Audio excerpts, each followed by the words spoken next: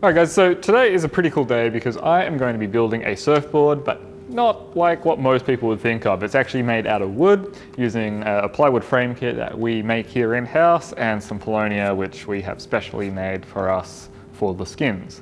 There's a few benefits to a wooden surfboard. Obviously the big one is eco-friendly, unlike a fiberglass board which is made using nasty foam and chemicals. These are pretty eco-friendly, plus they look amazing and they ride super nice because they have a little bit more flex than a traditional board. Now this video is being brought to us by DIYsurfboardkits.com.au, which is actually one of my business's websites, and that is a place where you can actually shop and buy these kits for a number of boards. So we sell 6 different boards. We got a couple of short boards, a few long boards, and 2 different SUPs. Right, so this here in front of us is the frame kit, and in this particular case it's a mini mal, so about 8 foot by 23 inches roughly.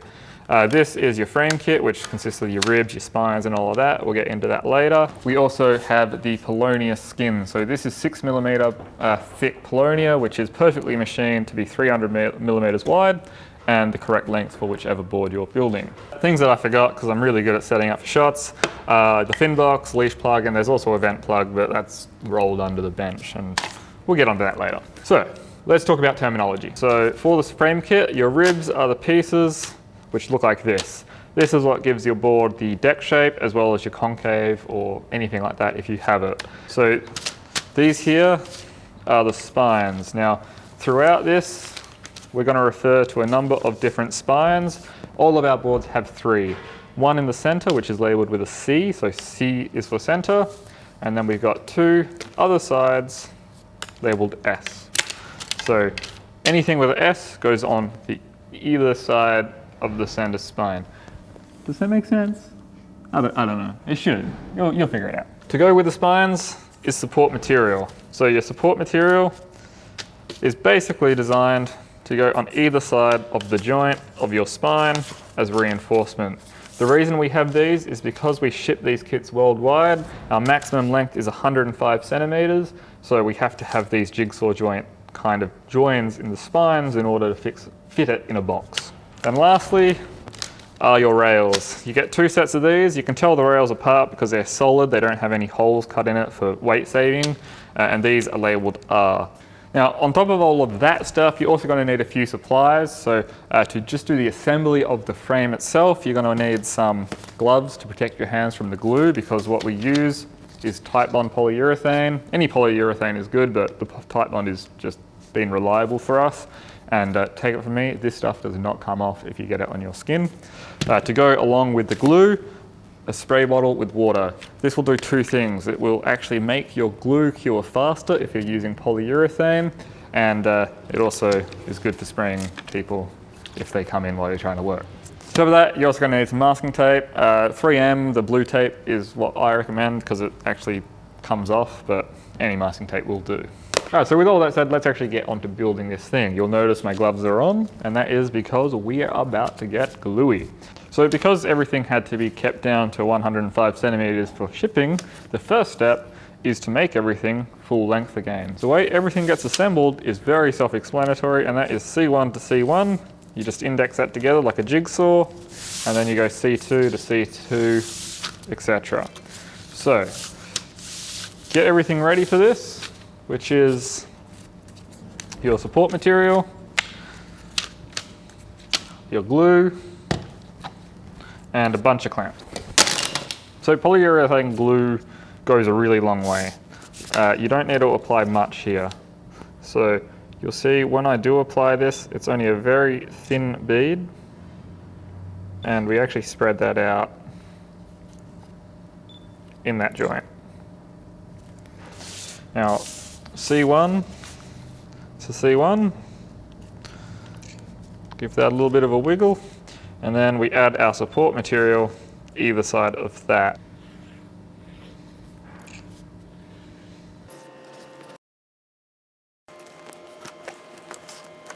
So that's the first one.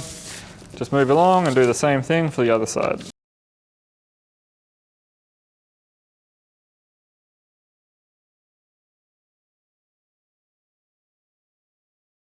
So I mentioned earlier that the rails are slightly different to join together than the spines, and that is because they don't get any support material on those joints. So the way we kind of go about that is instead we use some masking tape. So let's have a look at this. What we're going to do is we're going to put the glue on, and with the tape we just lay it on one side like that, pull it nice and tight, and then just lay it over. So we'll do that on this side, carefully flip it over, and do the same on the other side. Okay, so while all of that stuff is set aside to dry, we can actually move on to do our Dec Skins. So if you're using a complete kit sold by DIY surfboard kits, your skins will come already made in the correct thickness, which is 6mm thick, as you can see. That means you don't need any special machinery to do resawing or anything like that. So it just makes life a whole lot easier. So we're working on a mini mount, so that only needs 2 sheets glued together to create the desired width. So to do that, we're going to use the cheapest clamp we have, and that is masking tape. And basically, all we have to do is run a few staples like this. This is called a staple in my mind, across the joint, probably every 12 inches, 300 mils or so. But once you have taped one side with your staples and run a strip across the length, what you want to do is just flip that panel over quite carefully so that you don't separate those taped joins. Prop it up so it's like a triangle and the joint is open, and then just lay a bead of glue along that entire joint. Then you can just lay it down flat on your table and then apply just a couple of staples to make sure everything is closing up tightly. If you get squeeze out like you can see here, you know you've got good glue coverage, but do be mindful because this is polyurethane, it will foam up a bit, so you may want to clean that off ahead of time. Okay, so you'd repeat that for your top deck as well. So you would end up with 2 blanks like this, and then by this stage you should be ready to move on to assembling the rest of your frame. Do go by what your glue manufacturer recommends for dry times, but for me, using the tight bond with the water to accelerate it, about an hour to an hour and a half is generally okay to work with. So the rest of the frame kit is a giant game of match the number to the number. So to start this, just pick a rib near the middle of the board. In this case, I'm going to go for number 5. And start applying some glue. Now, you only really need to apply glue to the rib itself, but make sure that you get enough glue down into the slot and on both faces, because otherwise you're not going to get enough glue to make sure everything is solid. So this is number 5, so we'll start with the center and you just push it down. Then do the side spine, so this is S on the sides, C in the center. There we have a semi-supported frame. From this stage, you can basically do it in any order you want. We'll start at the tail.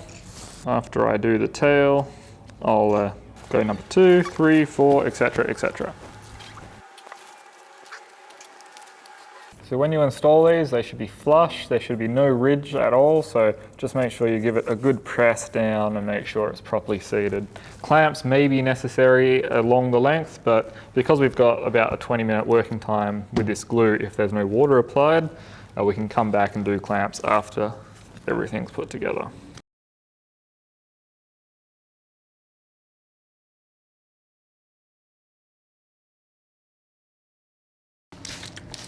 And here I'm just going to wet every one of those joints to make sure that that glue sets a little bit faster, but also foams up. Okay, so I'll let that dry for maybe 40 minutes or so, enough time to have some lunch anyway. And now we can finish this off so it looks like what it's meant to.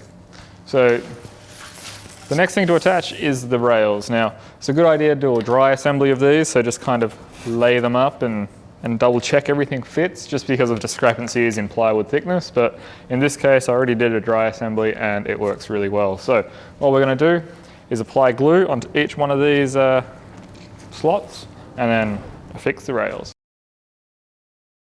So these should all be a snug fit. They don't really need clamping most of the time, but you know, it doesn't always hurt to have someone stand by.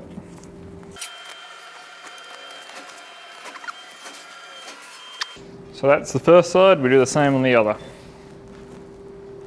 Hey look, it's future Jordan in a new outfit. All right, so we're going to leave this video here because it's starting to get a little bit long, and with those rails attached, really we should let everything dry overnight so we have good glue strength for when we start stressing this frame with applying decks and things like that. So we'll leave it here for part 1, and we'll pick up where we are now for part 2. So like always, thanks for watching. Make sure you click that thumbs up button and leave a comment below if you haven't already. And if you're not subscribed, maybe hit that subscribe button down there and also check the bell icon so you get notified of all of our future videos. All right guys, thanks for watching, and we'll see you in part 2.